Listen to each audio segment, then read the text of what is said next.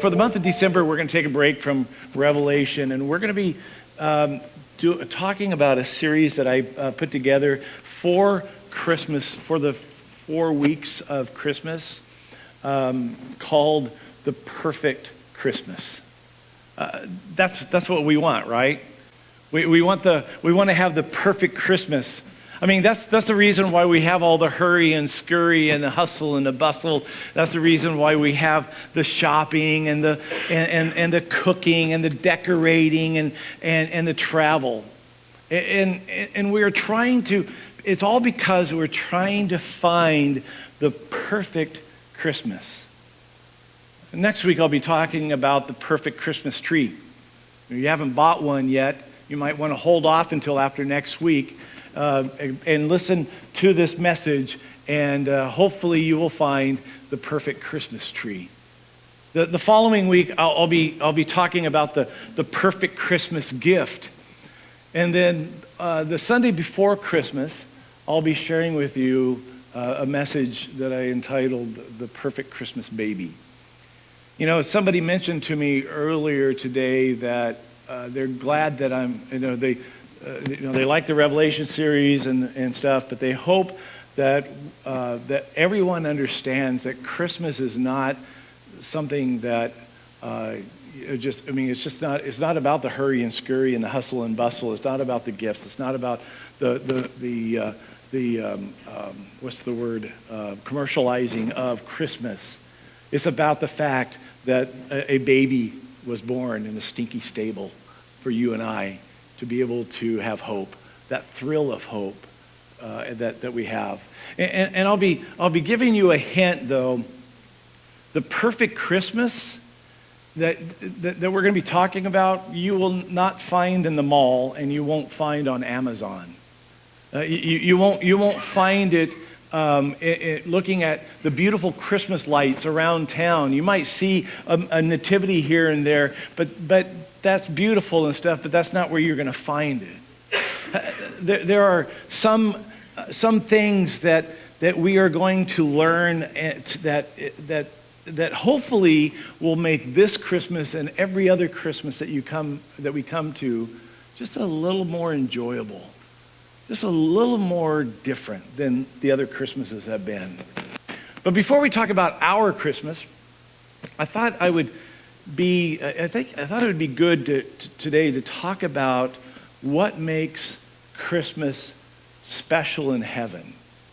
What is it that makes Christmas? What is the perfect Christmas like in heaven?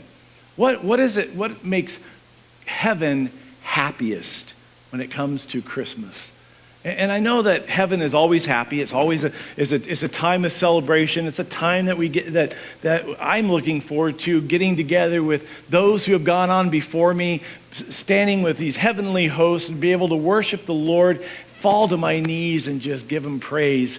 But the Bible teaches that there are certain things that happen with God's children that makes heaven even happier. Just kind of raises that happy thermostat in heaven to the point where heaven gets excited. And so I want to talk to you about that. And part of that, we're going to look at what is it that makes that has that thermostatic impact on the joy level of heaven. And I think part of the answer to all this is found in a story about a friend of mine named Joe and his daughter Madeline.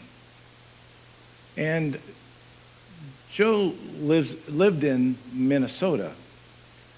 And it's kind of the story is kind of a modern day prodigal son story. But it's not in Israel, like I said, it's in Minnesota. And it's not a son, it's a daughter. And there is some realism to this story, so forgive me if it's a little too close to home when I share this story with you. But this particular kind of story is one that touches the heart of the Father in heaven. And that is that heaven is happiest when a child comes home. Heaven is the most happiest when a human being, the lost is found when a human being comes to know Jesus Christ. So here's the story, and I'm just going to read it to you. 5-year-old Madeline climbed into her father's lap after another of Grandma's famous Christmas Eve dinners. "Time for bed," said the dad. Madeline put her little hand on either side of his big face, begging him for a few more moments. "Papa, this is Christmas Eve. You said that we could dance." Joe feigned a poor memory, and Madeline pleaded once more, "We always dance on Christmas Eve, just you and me, remember?" A smile burst from beneath the thick mustache. He stood and took her hand, and for a moment, for just a moment, his wife was alive again. And the two were walking into the den to dance away another Christmas Eve. They would have danced away their lives. Then came the surprised pregnancy and the complication. Madeline survived, but the mother did not. And Joe, the thick-handed butcher from Minnesota, was left to raise Madeline by himself. Joe and Madeline spent many similar Christmases as the years passed, but then the little girl became a teenager and rebellion blew into Joe's world like a Minnesota blizzard. About the time that she was old enough to drive, Madeline decided that she was also old enough to lead her own life. And that life did not include her father. Joe didn't know what to do. He didn't know how to handle the tight clothes and the rebellion. He didn't know how to handle the late nights and the poor grades. And most of all, he didn't know when to speak and when to be silent. She, on the other hand, had it all figured out. She knew when to speak to her father. Never. She learned when to be quiet, always. The pattern was reversed, however, when a lanky, studded, and tattooed kid from down the street, he was no good, and Joe knew it. And there was no way that he was going to allow his daughter to spend Christmas Eve with that kid. Joe insisted that Madeline spend Christmas Eve with him and Grandma just as always. Christmas Eve came, and though they were at the same table, they might as well have been on different sides of the town. Madeline played with her food and said nothing. Joe was angry and heartbroken. Soon the relatives arrived, bringing with them a welcome to this awkward silence. As the room filled with noise and people, Joe stayed on one side. Madeline sat silently on the other. One of Joe's brothers started the music, and Joe walked toward his daughter. "Will you dance with Papa tonight?" He invited. Well, the way she huffed and turned, you would have thought that he had insulted her. In full view of the family, she turned and walked out the door and marched down the sidewalk, leaving her father alone, very much alone. Madeline came back late that night, and for the next few weeks, Joe tried to recapture the relationship that they once had. He made her favorite dinner. She didn't want to eat. He invited her to a movie. She didn't want. She went to a room. And then there was that spring day. He left work early to be at the house when she arrived home from school. But wouldn't you know that was the day that she never came home? A friend saw her and her boyfriend in the area of the bus station. The authorities confirmed the purchase of a ticket to Chicago. Later, Joe learned that Madeline and her boyfriend had stayed with one of her cousins in Houston. The cousin let the two runaways stay in his apartment that night. At night, and they had to be out during the day, which was fine with them. They had big plans. You see, he wanted to become a mechanic, and Madeline just knew that she could get a job in a department store. Of course, he knew nothing about cars, and she knew even less about getting a job. But you don't think about that. You don't think about things like that when you are intoxicated on so-called love and freedom. After a couple of weeks, the cousin changed his mind, and the day he changed his mind and announced his decision, the boyfriend announced his. Madeline found herself facing the night with no place to sleep and no hand to hold. It was just the first of many, many, many struggles. She found a homeless shelter nearby. For a couple of bucks, she could get a bowl of soup and a cot. A couple of bucks was about all she had. The room was so rowdy, it was hard to sleep. Madeline turned her face toward the wall and thought about the whiskered face of her father kissing her goodnight. But as her eyes began to water, she refused to cry. She pushed the memory deep inside, determined not to think about him anymore. She had gone too far to go home. The next morning, the girl in the cot next to her showed her a fistful of tips she had made for dancing on a table. She told Madeline the manager was looking for another girl. She gave Madeline a matchbook. Here's the address. Madeline's stomach turned after the thought. She spent the rest of the week looking for work. At the end of the week, when it was time to pay her bill at the shelter, she reached into her pocket and pulled out the matchbook she had. It's all she had left. I won't be staying tonight, she says, and walked out the door. Hunger has a way of softening conviction. If Madeline knew how to do anything, she definitely knew how to dance. Her father had taught her. But now men her father's age will be watching her. She didn't realize it. She didn't think about it. Madeline just did it. She did her work and she took her dollars. She might have never thought about it except for the letters. The cousin brought them, not one or two, but a box full of letters, all addressed to her, all of them from her father. These come 2 or 3 a week, he complained. Give him your address. Oh, but she couldn't do that. He might find her, nor could she bear to open the letters. She knew what they said. He wanted her to come home. But if he knew that what she was doing, he would not be arriving. It seems less painful not to read them, so she didn't. She just kept them in her dressing room at the club. Most days, Madeline was able to numb the emotions. Thoughts of home and thoughts of shame were shoved into the same part of her heart. Then a few days before Christmas Eve, another letter arrived. Same shape, same color. But this one had no postmark. She found it sitting on her dressing room table. One of the other dancers told her that a big man stopped by and asked her to give Madeline this letter. He was here, she asked.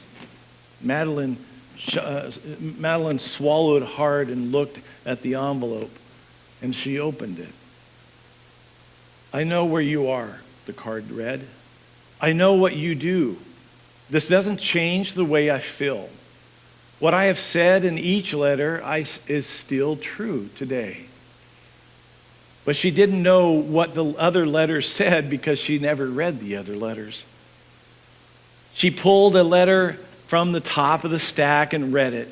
Then the second and the third. Each letter had the same exact sentence. Each sentence asked the same exact question. In a matter of moments, the floor was littered with paper and her face was streaking with tears. Within an hour, she was on a bus. I just might make it in time, she thought. The relatives were starting to leave. Joe was helping his mother clean up the kitchen when his brother called from the suddenly quiet den. "Joe, someone is here to see you."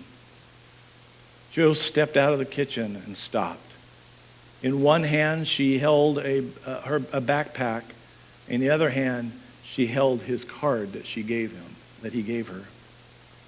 He saw the question in her eyes.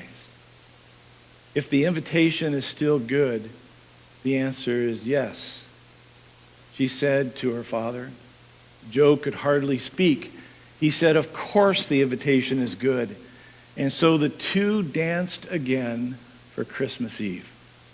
On the floor, near the door, rests a letter with Madeline's name and her father's request. "Will you come home and dance with Papa again?" You know, it's the story of the Bible, isn't it? It's a story of God who looks down at us, looks down at his children and who have maybe turned away from him, but rather than giving up on them, he sends message after message after message. Some of those messages come in the form of a voice from a friend. Other ones of those messages come in maybe an invitation by a neighbor. Some of those come, sometimes it comes through looking at God's creation. Sometimes the messages come in the form of an illness to kind of prick our minds and wake us up. Sometimes the message comes in a still small voice in your own heart. We look back on our lives and we say, you know, the Lord was just sending me letter after letter after letter after letter, trying to get my attention, trying to get me to wake up, trying to help me to understand. And you know, when we come home, folks, that is heaven's happiest Christmas. That is the time that heaven is the happiest. You see, Christmas in heaven is not an event that happens in December. Christmas in heaven is an event that happens in each and every one of our hearts. It's an event when we allow God to come into our lives, and heaven all of a sudden rejoices and is happy. Christmas is not just a celebration of the birth of Jesus Christ in Bethlehem. Christmas occurs every time there is a birth in the heart of a human being. And that is what makes heaven happy. That is when heaven rejoices. You know, one of the greatest chapters in the Bible that I love is found in Luke chapter 15. So if you could all take your Bibles and just turn to Luke chapter 15. I'm going to shut this door.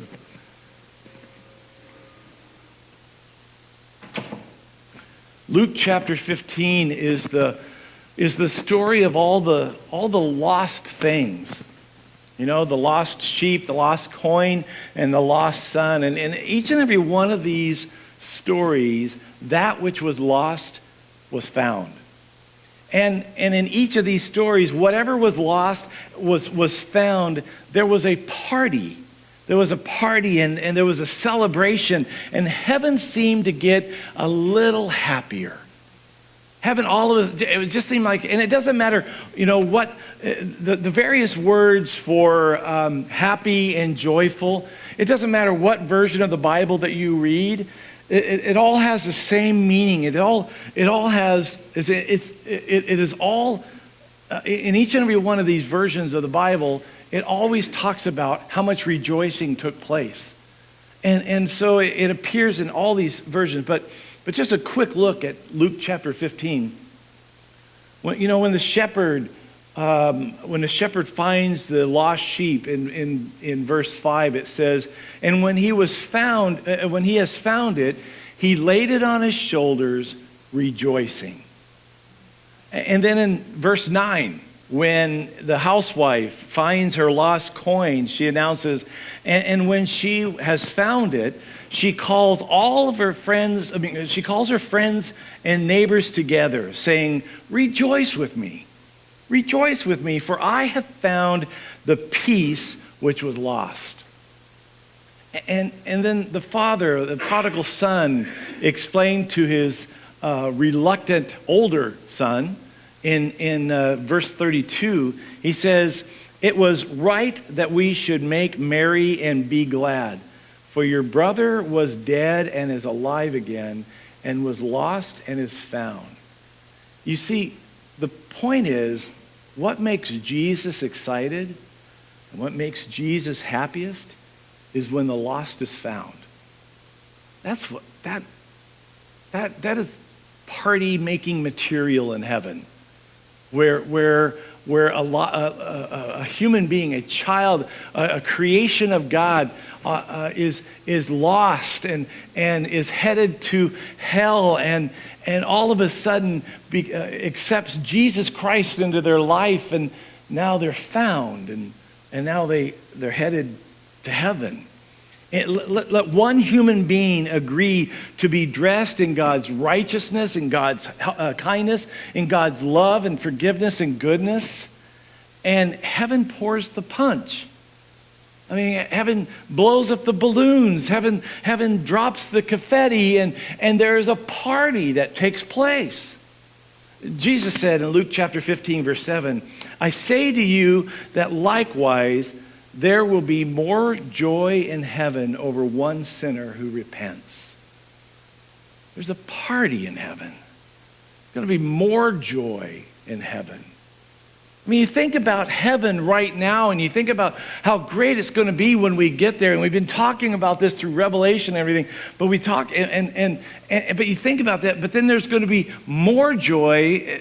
There's that. Remember the thermostatic impact that takes place when a lost soul comes to know Jesus Christ. That it elevates that. One of my favorite paragraphs was written by Charles Spurgeon.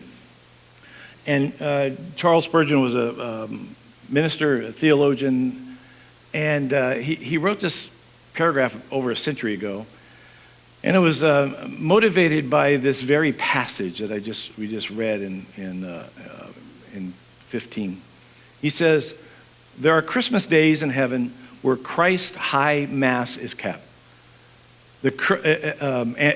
And Christ is not glorified because he was born in a manger, but because he was born in a broken heart.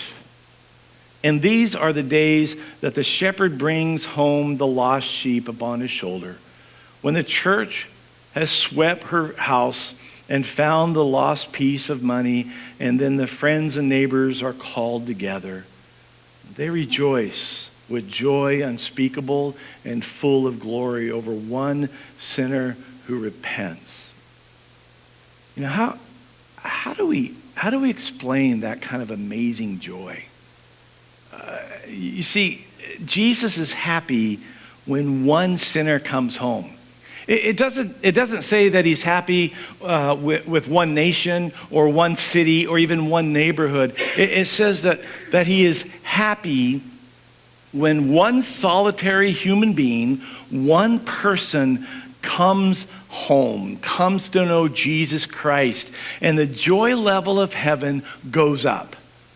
And it's just an absolutely amazing picture that of heaven that we can rejoice over, that we can enjoy.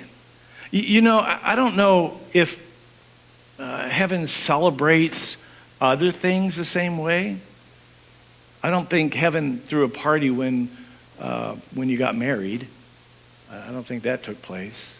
I don't think heaven threw a party when you graduated from high school or college. Although I know that God was I'm sure proud of you for those accomplishments, those achievements.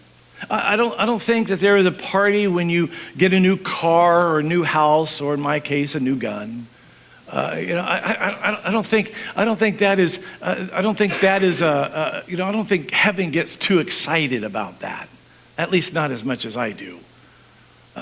It seems to me that the happiest moment in heaven is when someone comes home. They get excited.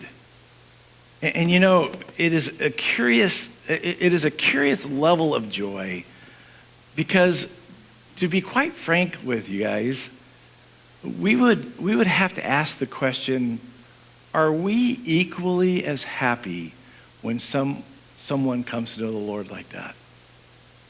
Really? You know, I've just described to you this level of excitement, this level of party-making material that takes place when somebody comes to know the Lord. Are we equally as happy when something like that happens? When you hear that someone who is lost is now saved, is your bad day saved, or your good day made even better? Is that what happens? I remember years ago when I was first in ministry. Well, it was a few years after that. But I had a board meeting. And at this one particular board meeting, one of the board members who was kind of in charge of different things that are going on throughout the church, he began to give his report to the board of what happened that month. And he mentioned that the air conditioner had been fixed, and that then he said something about an event that took place in the building the week before, and he said, "Oh yeah, don't forget to use your key, your new key in this certain area of the building." And then he said 4 people were baptized last Sunday, and he said, "You know, we're going to have to stack the chairs for." To make room for an event that takes place. And then he was just listing all these things that were taking place. But right in the middle of this report that he was giving, he said 4 people were baptized the week before. And after the meeting, I actually went home, and something just hit me, and I said to myself, why didn't I celebrate? You know, why didn't I say, "Hey, time out, guys, time out. Did you just say that 4 people were baptized last Sunday?"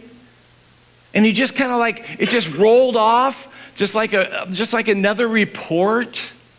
I just let it roll off of me, and I felt really bad about that.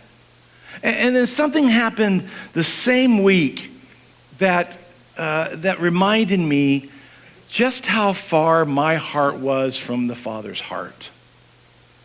I shared this I share this with you guys.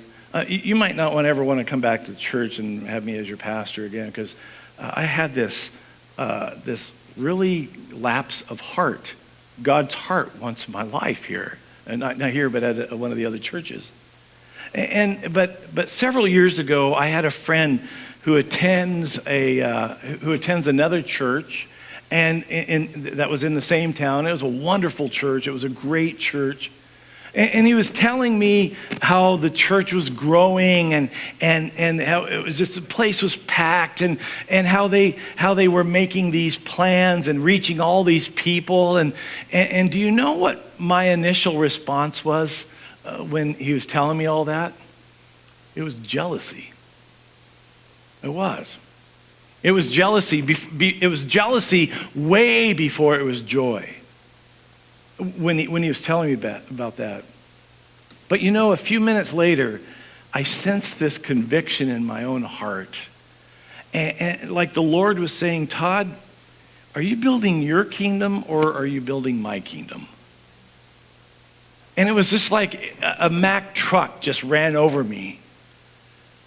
I have to confess that at times I didn't rejoice like Jesus rejoiced during that time. I know I did when I was, I know there was a time, even today, but I remember when I first became a Christian, I was excited. I was so close to the Lord when I first became a Christian, and I wanted more. And every time somebody gave their life to the Lord, I was able to relate to them in such a way because I went, oh, great, you experienced what I experienced a month ago. Oh, man, isn't it good? But then over time, it was like, oh, great, yay, yay. And I can remember, I can remember dreaming about being a pastor, and I would look at a map of the world, and my eyes would just begin to tear up at that time.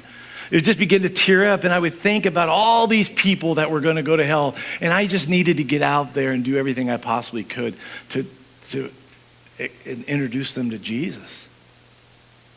But after a while, and it seems to happen a lot to a lot of us, because we let things change us, don't we?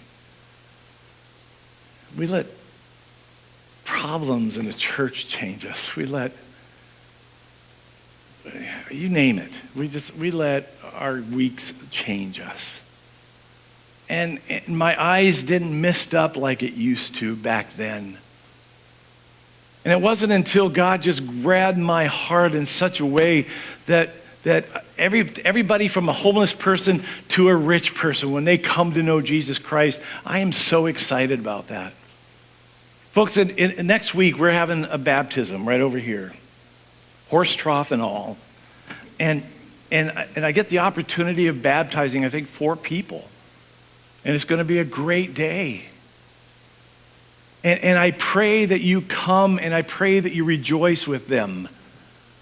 That yes, they might have been a Christian for a while, but they come to that point where they just really wanted to just be baptized, and just really wanted to make that public announcement, I'm a believer of Jesus Christ. If you're interested in being baptized also, please come to me. I don't care if we have 20, 30 out here. This would be awesome. We have plenty of water and it's warm. So somehow, in the busyness of church, in the busyness of our life, in the busyness of our businesses that we have or jobs that we have, we kind of seem to forget what being a part of a church is all about, right? We kind of just forget about the reason why we're here. The reason why we're here is not about me. It's not about you, really. If you've given your life to Jesus Christ, praise the Lord. It's about those who come into this place that don't know Jesus. It's about those in this place that come into this place. It's about those on the streets that don't know Jesus. And that's what we're called to do. And if you can relate to that, maybe you need to pray what I prayed when that came to my life. Lord, humble me and soften my heart again. Lord, I want your heart. I want your heart so much. Because I remember that day when I used to be so on fire for the Lord, but then something happened. What happened? And I remember longing for that so much until I realized that this is what changed. My attitude, me allowing things to come into my life that I would have never allowed in the past.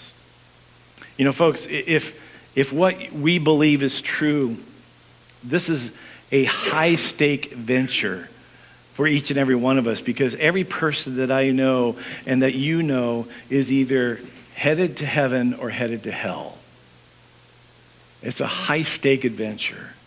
It's like that, isn't it? I mean, it's something serious. C.S. Lewis once said, "It is a sobering thought to think that every person you see will someday be a heavenly being that would be a glorious sight, or a hellish demon that would bring fear into your heart." You see, I think that heaven knows that. God knows that. Heaven rejoices every time a person is saved. Let me just remind you, there are a couple of reasons why heaven gets so excited A couple of reasons why that thermostatic impact rises in heaven and they get excited and get happy. Number one, heaven anticipates your arrival.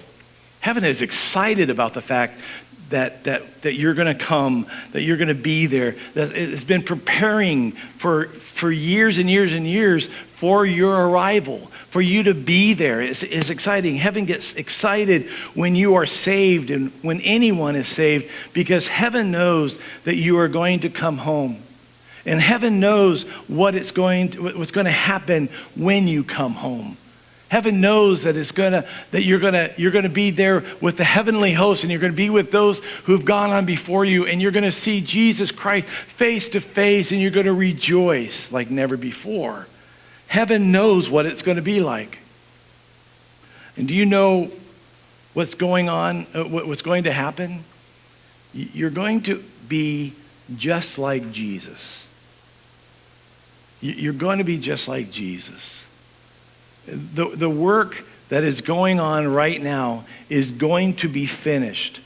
1 John 3:2 tells us, "Beloved, now we have, now we are children of God, and it has not yet been revealed what we should be, what we shall be, but we know that when he is revealed, we shall be like him.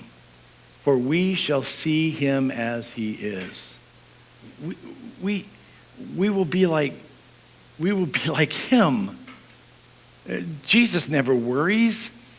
In heaven, there's not going to be any worry. Jesus never felt guilt. In heaven, there's not going to be any guilt. Jesus really loved every person. In heaven, believe it or not, you're going to love every person. And Jesus never regretted one word he spoke in heaven. Guess what? You won't be hitting yourself in the head saying, "Why did I say that? Why did I say that? Why did I do that?" You will be like him. Isn't that that is great news for us. That's very good news. God's not finished with us yet. Philippians 1:6, "He who began a good work in you is faithful to complete that work." John MacArthur once said, "Heaven is a perfect place for people made perfect." That's what heaven is.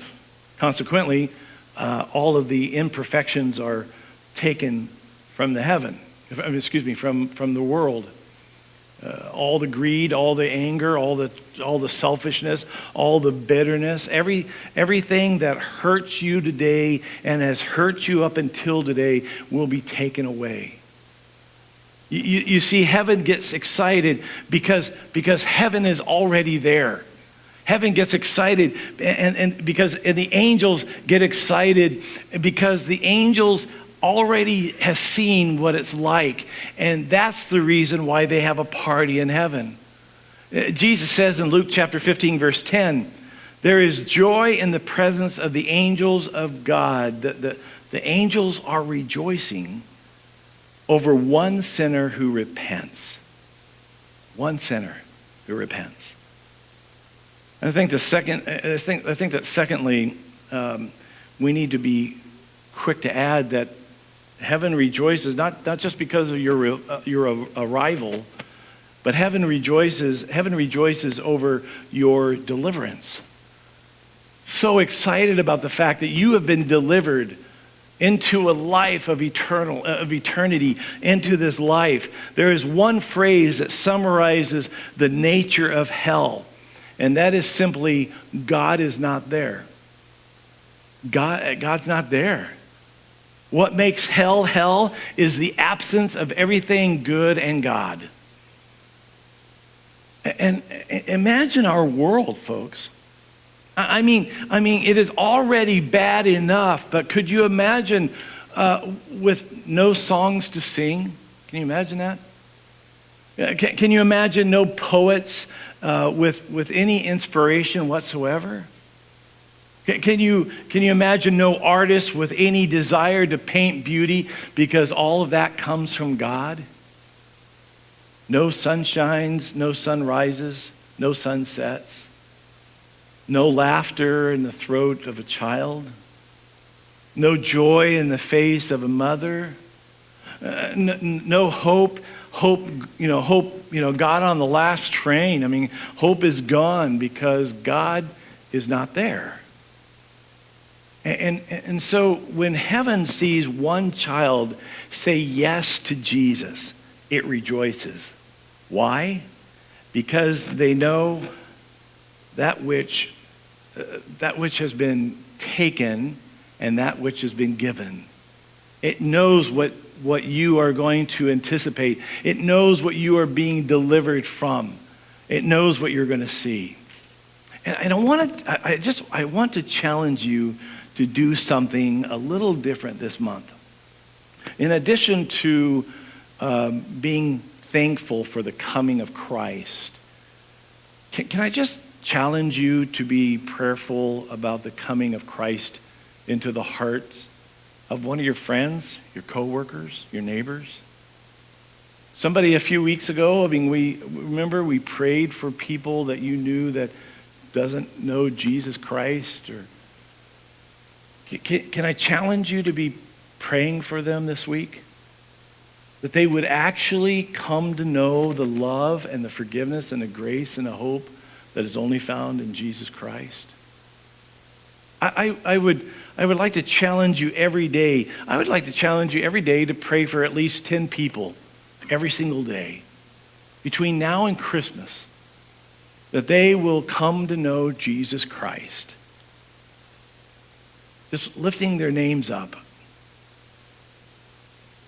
God may use you to talk to them, or he may use someone else, but let it be you who lifts up their names. And over these next few weeks, these messages are going to be especially geared to, just really bringing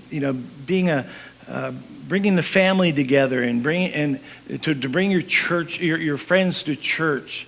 They will be geared to be able to speak to their hearts about the love and the forgiveness of Jesus Christ. Can I challenge you to do that for me this week? Or not for me, for the sake of God's glory this week? Christmas, again, if you're looking for the happiest Christmas or the perfect Christmas, you're not going to find it in the mall. You're not going to find it in some catalog or online. The happiest time that heaven has is when a sinner comes home.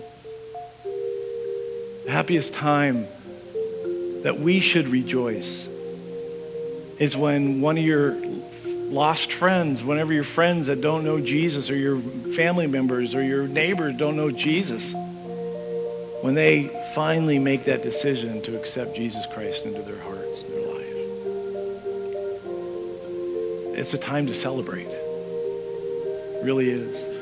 Next week when we have our baptism, I'm looking forward to celebrating. I'm looking forward to giving God the glory. I'm excited when one more person comes to know Jesus Christ more and more.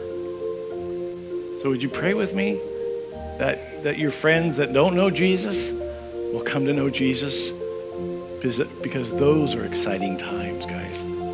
Would you stand with me, please?